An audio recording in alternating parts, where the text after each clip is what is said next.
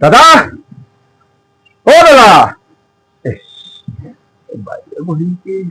বাইদেউ, ও বাইদেউ।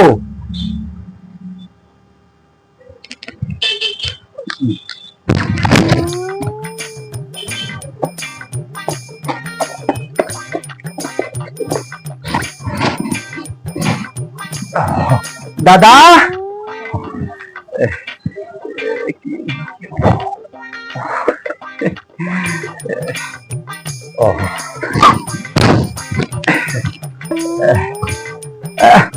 দাদা,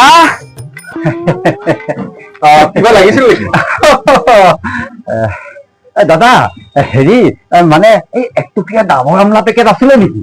হেৰি, এই ডাবৰ আমলাৰ কাৰণে ইমান চিঞৰ বাখৰ কৰিব লাগে নে? নহয় দাদা, মানে মোৰ এই তাৰমানে অকমান ৰ'ব চাব লাগিব। বহুত দিন হ'ল আনি থোৱা, পাহৰি গলো নহয় ক'ত থলো। ক'ত থলো? হেৰি নহয় দাদা, এইটো লোৱা। আপুনি যে তাৰমানে সেই দোকানখনৰ এৰি পেলাই মানে খুলি পেলাই আপুনি ভিতৰৰ পৰা অহা যোৱা যে কৰি থাকে, যদি দোকানৰ পৰা আপোনাৰ কোনোবাই কিবা বস্তু লৈ যায় আপুনি কেনেকে গম পাব? হা, আপুনিতো একোৱে গম নাপাব। তুমি মোক বেল বুলি ভাবিছা নেকি?